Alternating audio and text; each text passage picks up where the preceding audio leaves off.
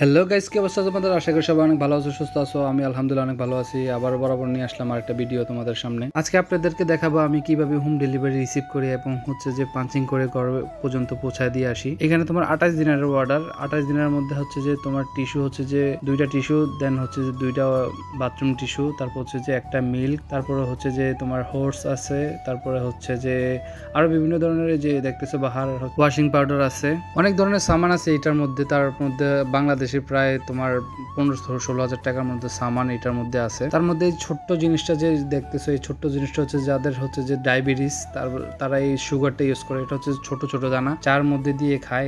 এটার দাম হচ্ছে বাংলার প্রায় 2000 টাকার মতো, এই দেশে প্রায় 7 দিনের মতো পরে। এটা এই যে কর্নফ্লেক্সটা দেখতেছো, এটা হচ্ছে যে তোমার প্রায় 3 দিনের মতো। তারপরে যে সুগার উঠাইতেছি, তারপরে হচ্ছে যে টিস্যু, তারপরে বাহার হচ্ছে যে কাপড় ধোয়ার পাউডার। এখন অনেকেই বলতে পারেন যে এখানে আপনি সবকিছু করতেছেন কেন, আপনি অর্ডার রিসিভ করতেছেন, আপনি অর্ডার বানাইতেছেন, আপনি পাঞ্চিং করতেছেন, আপনি নিয়ে যাইতেছেন। আসলে যে এগুলা করতো তার আজকে ছুটি, তার জন্য আমি সবকিছু করার লাগে। আজকে আমার উপরে প্রচন্ড পরিমাণ প্রেসার যাবে। যাই হোক, এখন আর কি করবো, যে প্রবাস যেহেতু আসছি, কাজ করে খেতে হবে। আমরা গরিব হয়েছি কেন, আসলে আমাদের কপালেরই দোষ।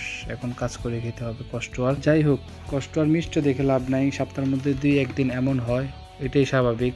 কষ্ট ছাড়া কি মিষ্টি খাওয়া যায়? কথা বলতে বলতে পাঞ্চিং করা শেষ এখন আমার। তার মধ্যে চলে যাইতেছি ডেলিভারির উদ্দেশ্যে। এখন হোম ডেলিভারি অনেকটাই সোজা, আপনারা যে এরকম কষ্ট মনে করতেছেন এতটা কষ্ট না। তাই প্রথম আমি অনেক কষ্ট করছি হোম ডেলিভারির মধ্যে। প্রথম 2-1 মাস হয়তো বা অনেক কষ্ট হইতে পারে, তারপরে 2-1 মাস পরে আপনি অনেকটাই শিখে যাবেন কিভাবে ডেলিভারি করতে হয়। ভাই প্রথম 3 মাস আমাকে যদি বলতো এদিকে যাইতাম, আমি সেদিকে যাইতাম, আমি এদিকে গেলে এদিকে যাইতাম, মানে একদম উল্টা পাল্টা এলাইতাম সবকিছু। তার মধ্যে আস্তে আস্তে এক বড় ভাইয়ের সাথে থাকতে থাকতে এখন শিখে গেছি। আমার মতো ছেলে যদি হোম ডেলিভারি এত কষ্টের কাজ করতে পারে, তাহলে অবশ্যই আপনারা পারবেন। তার জন্য কষ্ট করতে হবে আর ধৈর্য ধরতে হবে। কথা বলতে বলতে কোন দিক দিয়ে কাস্টমার হাউজের সামনে চলে আসছে আমি নিজেও জানি না। কলিং বেল দেওয়া শেষ, এখন কাস্টমারের দরজা খুলে দিছে।